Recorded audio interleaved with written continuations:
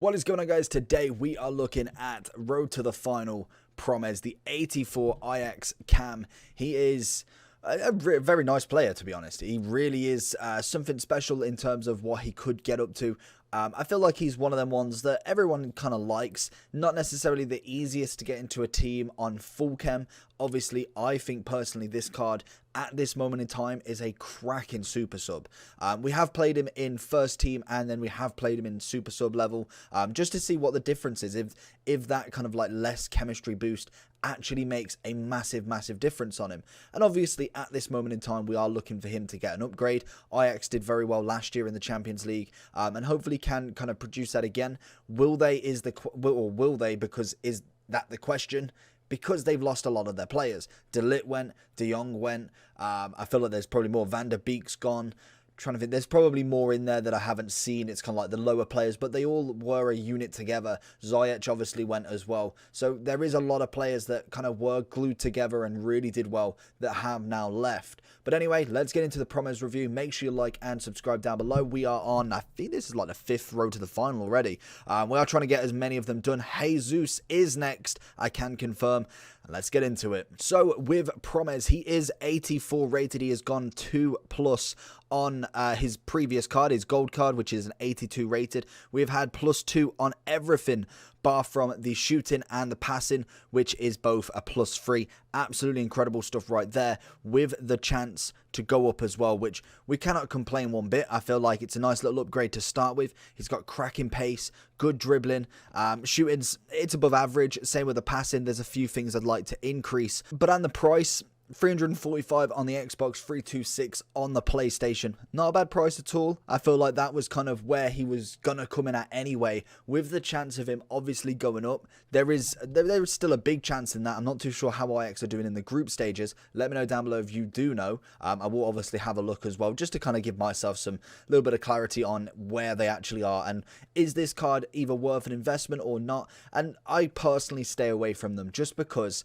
say for instance, say they've got one match and it's an easy match. It's an easy match for them. They should win it. They are literally just 1 point away. All they need is a draw. If you lose that match, this card goes from a 345k card to literally probably a 100k card, maybe even less. You lose that sort of money, and you really can. And I think that's the one thing that you've always got to remember.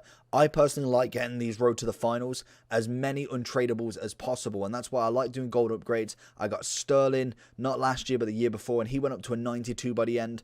That's literally from a gold upgrade, and just because he's untradable, he's special, I don't really give them up without really having a cause, like an icon SBC or something that really requires it, because normally I'll just go buy the cheapest 88 for instance. So I like to get these untradable to see how they go, and if they do well, for instance like the Gomez last year, you've put the coins in, maybe you've spent a little bit on gold upgrades, and you've managed to kind of get your money back, or at least get the kind of sort of card back that really is worth it. But if they don't do well, and you've kind of invested in them cards, or have really put some coins into them, then you've got nothing to show for it, and that's the big point with these road to the finals. They are very risky and temperamental. Cards that should go up, if you don't get out at the right time, they could absolutely sting you. In terms of his pace, then we've got 89 acceleration, 92 sprint speed, best stat on the board, very quick, and link that with his 87 agility, 80 balance, with the 83 composure, 85 reactions if you throw that in there, and the 83 ball control. It's a very nice, well-rounded dribble card. 5-star skills with a 4-star weak foot, high attack and work rate with the medium defensive, 5'9" with a right foot and an average body type. Honestly, he's a wonderful dribbler. He really can. And I think you could definitely put him on a wing and he would do well. Or at least say like a left cam or a right cam and really kind of play him out wide. He would still work quite well. I personally like him in the middle because he's not necessarily the tallest player or necessarily the shortest as well. 5'9" is kind of like an average between the short and the kind of average height, if anything. And I think he plays wonderfully in that kind of cam centre forward role, really putting the balls through, getting the little pace to kind of push up front as well, adding that really nice triangle, and I really do like it from him. But anyway, let's get into some gameplay. So in the gameplay for him, he was actually wonderful. I played a couple of champs games with him, and then I did play a few friendlies to get Correa finished. Obviously all you needed was the Italians in there, so I did have him. I used him there as one match for a super sub. club. And then obviously FUT Champs, he was starting in that big boy cam role, or at least he was when you did move all the pitches, so, or all the players, in fact. So what did I think of him? I think fast, very, very quick. That was always a really nice like bonus from him. His kind of like, not necessarily acceleration, but just the kind of sheer velocity that he kind of got away from defenders was incredible. Decent on the tackle as well. Like, really, he managed to get a few wins on that ball, and that's something I was really surprised at, because his defending isn't great, and you'd kind of expect that to be his worst stat going. And to be honest, yes, there is chances. Just because he's got 50 defending or 40 defending doesn't mean he cannot tackle one bit. But it's one thing that I thought was going to be really, really bad. But he actually won the ball back a couple of times. Managed to get a few goals, mainly a little bit of poaching. He has kind of got that little fake shot inside, and he gets a massive speed boost. And then he takes a sweet shot, and it's really, really nice to see. He very rarely misses from there. And he's been linking up with Jesus quite well. Jesus as well, I've been using just to get the review done with him, and they both linked up really well. We do see him struggling a little bit, because I think Jesus will be better as an upgraded card. As an 85 is nice, but I think upgraded Jesus would be nice. Whereas I think Promes for me is actually alright now. As you can see, making the assists, making the goals, absolutely making it look easy, and with the 5-star skills, you can never really complain. I think that's really nice to see, with the agility side of him, with the balance, and just how he plays. His animations are all quite nice. The only thing that I have a problem with is the price to an extent. I think 350 is a lot to pay for someone like this at this moment in time. So if we are going into the overall with him, as you can see, 326, 345, and 369 on the PC. He's not necessarily the most expensive road to the final we've got so far, but I think it's mainly hype that's really going around with him. The 5-star skills will always be a bonus, and he is in a cam role. And he is hyped. He's always a hyped player. Everyone quite likes him, and his kind of 82 came out at quite a big price for an 82. Very much like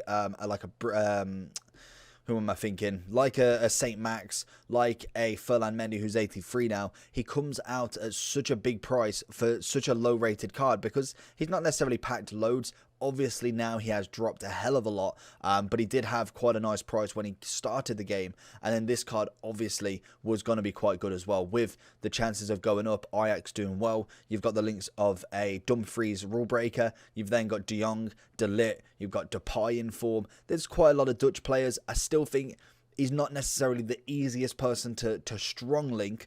Dumfries going to be a strong link himself, but there isn't a huge amount that you can link that are sort of meta players. But in general, I think he is quite a nice player as a super sub, if I'm honest. Daily Blind, not really going to go in there, so there's no real perfect links. We have obviously got icons, and I think if he does manage to go up to like an 89, 90, putting a Hullet next to him or a Cruyff, if you can afford it, would be absolutely incredible. Obviously, there is quite a few Dutch icons at the very minimum, so when icon swaps comes out and icon SBCs, there's a potential that he could go up as well, just because that Dutch link would be very, very nice. Everybody else is relatively okay. And like I say, in terms of weak links, Virgil, in fact, is another one. I completely forgot about him. Obviously, he's not going to be getting any more informs. Van der Beek, rule breaker Van Aanholt. And that's really a Bergwijn, I suppose, if he gets a couple of upgrades, would be a nice one as well. And in terms of generations from Promes then, we've had him since FIFA 14. Didn't really do anything for, I think that's Sparta Moscow, I want to say. Didn't really do too much. Then he got a team of the season in FIFA 16 and 17, 18. Didn't get one in 19, got one in 20. Can we see one in 21? That, which one card was really good? I think it was the Footies card that was just absolutely nuts. I think that's an SBC League one as well. So he's had a lot of cards in his career. Can we see another team of the season? I think his team of the season last year was good, but there was a lot of left and right mids that really could take that position. So he kind of was like pushed to the side a little bit, but he was a very, very nice card. And overall wise, I've given him an 8.5. I feel like price at the minute is quite high. I personally wouldn't buy someone like that for that sort of coins, just for the off chance that he does go down, or he does lose. I don't know if they're actually qualified 100% yet, but if they do lose, that card is going to be hit, being only an 84 with no chance of an upgrade. I know they go into Europa. I'm not too sure if they actually transfer over. That may have changed, so we'll have a look at that. But overall, nice card. I've given him an 8.5. I feel like he's a very good in-game player, but in terms of price and in terms of potentially upgradable, you might want to look at somebody else to start with.